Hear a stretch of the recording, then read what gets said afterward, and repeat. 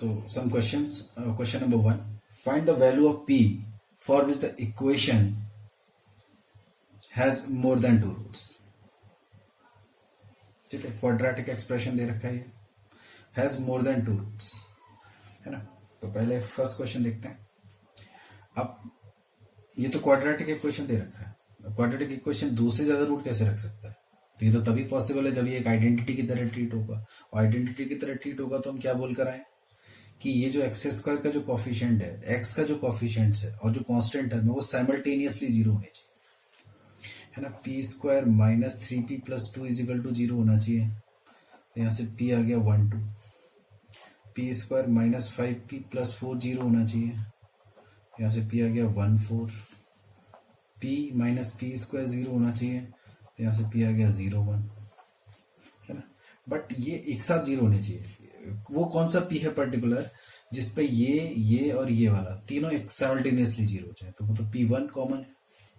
तो for p is equal to 1 ऐसा होगा। p इज इक्वल टू 1 वाले सिचुएशन में क्या होगा, वही जो हम बोल रहे थे कि ऐसा सिचुएशन बन जाएगा 0 into X square plus 0 into X plus 0 is equal to 0। ये सिचुएशन अराइज होगा इन when p is equal to 1। अब यहाँ पे तुम x का कोई भी वैल्यू रख दो, सेटिस्फाई करेगा। मोर देन 2 क्या हो तो इनफाइनाइट वैल्यू ऑफ x को सेटिस्फाई करेगा। ओके, बट इस क्वेश्चन में ये बोला जा रहा है कि find the value of p, है ना।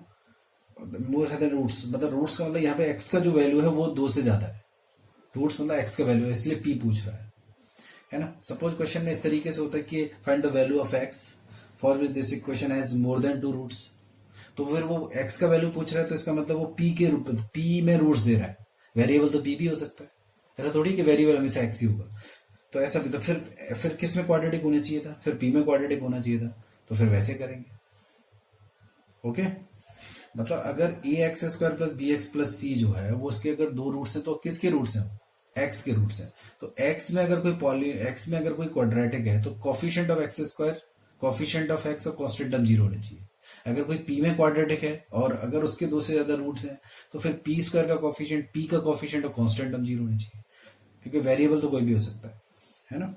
तो किस वेरिएबल में वो क्वाड्रेटिक है उसके कॉफिशिएंट्स वो 0 होने चाहिए साइमल्टेनियसली, ये कहना चाह रहे हैं।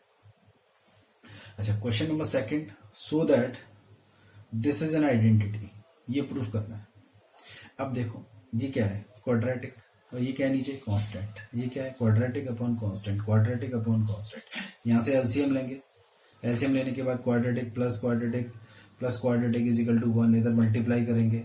अल्टीमेटली ये क्वाड्रेटिक ही तो है, यानी इसको अगर हम सॉल्व कर लें थोड़ा सा सिंप्लीफाई करने के बाद, ये है तो क्वाड्रेटिक टाइप एक्सप्रेशन ही बस।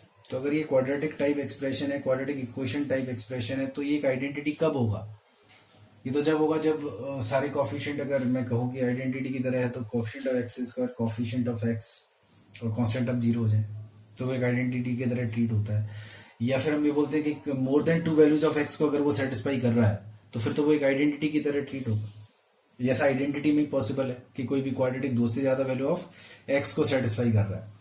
तो देखो, अगर ये थोड़ा सा यहाँ पे साइक्लिंग ऑर्डर भी दिख रहा है मुझे, सिमेट्री सी दिख रही है हर टर्म में।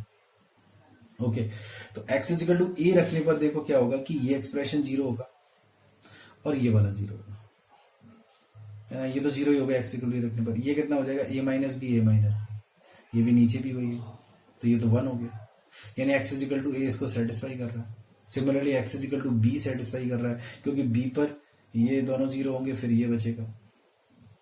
अच्छा, एक्स इक्वल टू सी पर ये दोनों 0 हो जाएंगे, फिर ये बचेगा। तो फाइनली इसको X equal to A satisfy कर रहा है, बी सेटिस्फाई कर रहा है, सी सेटिस्फाई कर रहा है, यानी मोर देन 2 वैल्यू ऑफ एक्स अगर इसको सेटिस्फाई कर रहा है और ये क्वाड्रेटिक है, तो फिर ऑब्वियसली ये तो फिर एक आइडेंटिटी है। बस प्रूफ हो गया।